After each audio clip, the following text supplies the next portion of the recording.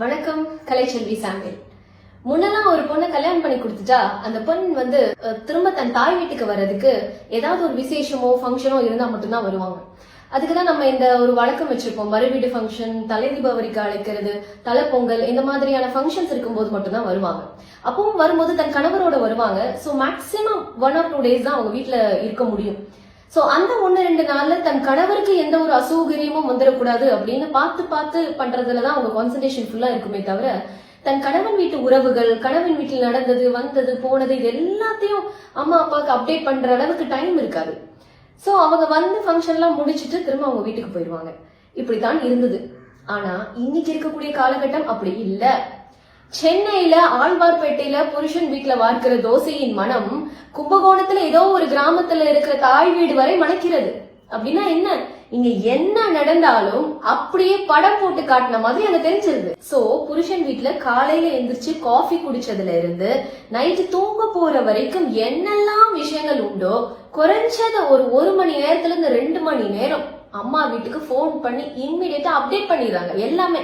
இந்த புதுசா கல்யாணமான பொண்ணு தனக்கு என்ன நடந்ததோ அதை மட்டும் கரெக்டா அவங்க அம்மாக்கு போன் பண்ணி அப்டேட் பண்ணிடுவாங்க. அவங்க சொன்ன சம்பவத்துக்கு முன்னால நடந்த விஷயம், பின்னால நடந்த விஷயத்தெல்லாம் எதுவுமே சொல்ல மாட்டாங்க. தனக்கு நடந்த விஷயத்த மட்டும் கரெக்டா சொல்லிடுவாங்க. சோ அந்த போன்ல அந்த பக்கமா இருந்து கேக்குறவங்க, ஐயோ என் பொண்ணுக்கு இப்படி எல்லாம் நடக்குதா, என் பொண்ணு ரொம்ப பாவம் போல இருக்கே, என் பொண்ணு யாரும் கவனிக்கிறது இல்ல போல இருக்கே அப்படின்னு அவங்க ரொம்ப ஒரு மன உளைச்சலுக்கு ஆளாகிடுவாங்க. இந்த பொண்ணு இந்த வீட்டு குப்பை எல்லாத்தையும் அவங்க அம்மா தலையில கொட்டிடும்.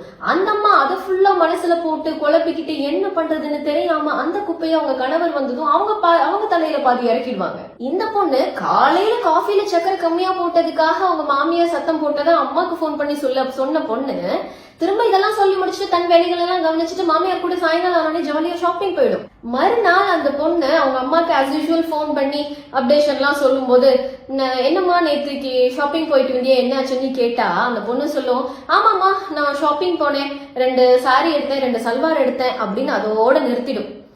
அதுக்கிடையில அவங்க மாமியார் அந்த பொண்ணுக்கு கடைக்கடையா கூட்டிட்டு போய் அந்த பெண்ணுக்கு பிடிச்ச மாதிரி ஒன்னொன்னா பார்த்து வாங்கி கொடுத்து, சாரியில இருந்து சல்வார்ல இருந்து உனக்கு பிடிச்சிருக்கா போட்டு பார்த்து வாங்கு, விலைய பார்க்காதேன்னு பார்த்து ஒன்னொன்னா வாங்கி கொடுத்தது. ஷாப்பிங்க முடிச்சுட்டு வேண்டாம் வீட்டுக்கு போய் சமைச்சு சாப்பிட வேண்டாம், நம்ம போற வழியிலேயே சாப்பிட்டுட்டு போயிருவோம், அந்த பொண்ணுக்கு பிடிச்ச டிஷ்ஷஸா பார்த்து நல்ல ஹோட்டலுக்கு கூட்டிட்டு போய் சாப்பாடு வாங்கி கொடுத்ததெல்லாம் அந்த பொண்ணு சொல்ல மாட்டாங்க, அம்மா கிட்ட அப்டேட் பண்ண மாட்டாங்க. ஏன்னா அந்த விஷயங்கள் எல்லாத்தையுமே அந்த பொண்ணு என்ஜாய் பண்ணிருக்கும். சோ அவங்களுக்கு அதெல்லாம் அம்மா கிட்ட சொல்லணும்னு தோறாது.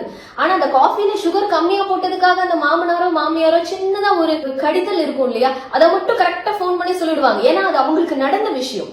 சோ அந்த பக்கமா அவங்க போன்ல இதெல்லாம் கேட்டுட்டு இருக்கிற அந்த தாய்க்கு இவங்க மாமியார் இவங்க இப்படி எல்லாம் கவனிச்சது, கூட்டிட்டு போனது, வந்தது, போனது எல்லாம் தெரியாது.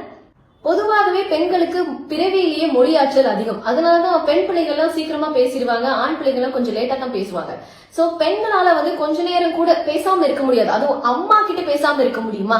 சோ இப்படி டெய்லி அம்மாக்கு பேசுறத ஒரு வழக்கமா வச்சுக்கிட்டு, அம்மா கிட்ட பேசுறது தப்பு கிடையாது.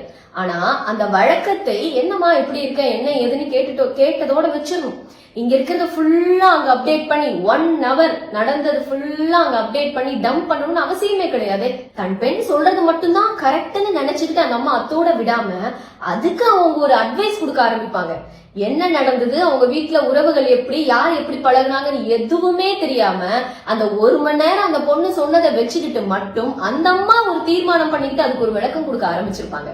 எது மாதிரி அப்படின்னா, அப்பதான் அந்த வீட்டுல கல்யாணம் முடிஞ்சு மாப்பிள்ளை வீட்டுல கல்யாண கடன்கள் எல்லாம் எப்படி செட்டில் பண்றது, என்ன ஏது, வீட்டுக்கு என்னெல்லாம் திங்ஸ் வாங்கணும், இப்பதான் கல்யாண கடன் எல்லாம் முடிச்சதுன்னு பேசிக்கிட்டு இருப்பாங்க. இந்த அம்மாக்கு அதெல்லாம் எதுவுமே தெரியாது.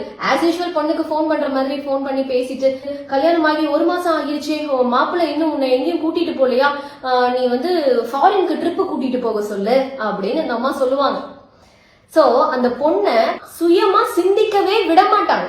எந்த ஒரு தாய் தன் மகள் தன் புகுந்த வீட்டு கதைய டெய்லி அப்டேட்டா சொல்ல ஆரம்பிக்கும் போதே, இல்லம்மா இதெல்லாம் எல்லார் வீட்லயும் நடந்ததுதான், நானும் இதெல்லாம் கடந்துதான் வந்தேன், நீ உன் வீட்டு விஷயத்த எல்லாத்தையும் என்கிட்ட ஷேர் பண்ணணும்னு அவசியம் கிடையாது, நீயே எல்லாத்தையும் சமாளி அப்படின்னு சொல்லிட்டு 2 நிமிஷத்துல போனை வைக்கிற தாய் தன் மகளை செதுக்குகிறாள் என்று அர்த்தம். அதை விட்டுட்டு மகள் சொல்றது பூரா 1 மணி நேரம் 2 மணி நேரம் கதைய ஊன்னு கேட்டுட்டு அதுக்கு ஒரு அட்வைஸ் பண்ணி தலையும் தெரியாம வாழும் தெரியாம அதுக்கு ஒரு அட்வைஸ் பண்ற தாய்மார்கள் தன் பெண்ணுக்கு நல்லது செய்யறதா நினைச்சுக்கிட்டு அவங்களே தன் பெண்ணை தன் புகுந்த வீட்டுல இருந்து அந்நியமாக்குறாங்கன்னு அர்த்தம். எந்த பெண்ணாவது தன் அம்மா வீட்டுல நடந்த விஷயத்த, தன் அம்மாக்கும் அப்பாக்கும் நடந்த சண்டைய, தம்பி செய்த தவறுகளை, அக்கா கூட நடந்த பிரச்சனைகளை, பண பரிமாற்றங்கள்ல நடந்த பிரச்சனைகளை யாராவது தன் புகுந்த வீட்டுல இது வரைக்கும் சொன்னது உண்டா? அப்போ அம்மா வீட்டு கதையே புகுந்த வீட்டுல சொல்றது எவ்வளவு அபத்தமான விஷயம்னு நினைக்கிறீங்களோ அவ்வளவு அபத்தமான விஷயம் புகுந்த வீட்டு கதையை அம்மா வீட்டில் சொல்வது. சில தவிர்க்க முடியாத விஷயங்களை சொல்லித்தான் ஆகணும். ஆனா அதையே டெய்லி ரொட்டீனா வச்சிருக்கிறது தான் தவறு. புருஷன் வீட்டுல என்ன நடந்ததோ அதை அப்படியே அம்மா வீட்டுல ஒப்பிக்கிறது தான் தவறு. எங்க அம்மா எனக்கு அப்படித்தான் சொல்லி கொடுத்தாங்க. இப்ப நான் ஒரு எக்ஸாம்பிள் சொல்றேன் பாருங்க. நீங்க 5 வருஷமா ஒரு ஆபீஸ்ல ஒர்க் பண்றீங்க. திடீர்னு உங்களுக்கு வேற பக்கம் வேற ஊர்ல டிரான்ஸ்பர் பண்ணிட்டாங்கன்னு வச்சுக்கோங்களேன். அங்க புது ஆபீஸ், புது சூழ்நிலை, புது மனிதர்கள். அப்ப நீங்க அம்மாக்கு போன் பண்ணி புது ஆபீஸா இருக்கு, புது மேனேஜரா இருக்காங்க அப்படின்னு சொன்னா அம்மா உங்களுக்கு வந்து நீ அவங்க கிட்ட இப்படி பேசு, இவங்க கிட்ட இப்படி பழகு, இந்த வேலையை இப்படி செய் அப்படின்னு சொல்லி தருவாங்களா என்ன? நீங்களே சமாளிக்கிறது இல்ல? அது மாதிரி தான் இங்கேயும். புதுசா நீங்க ஒரு வீட்டுக்கு போகும்போது அந்த உறவுகள், அந்த சூழ்நிலை, அது எல்லாத்தையும் சமாளிச்சு அது எல்லாத்துக்கும் அடாப்ட் ஆகிறதுக்கு கொஞ்சம் டைம் எடுக்கும். உங்க மகளை தனியா சிந்திக்க விடுங்க. அவங்க வாழ்க்கைய அவங்கள வாழ விடுங்க.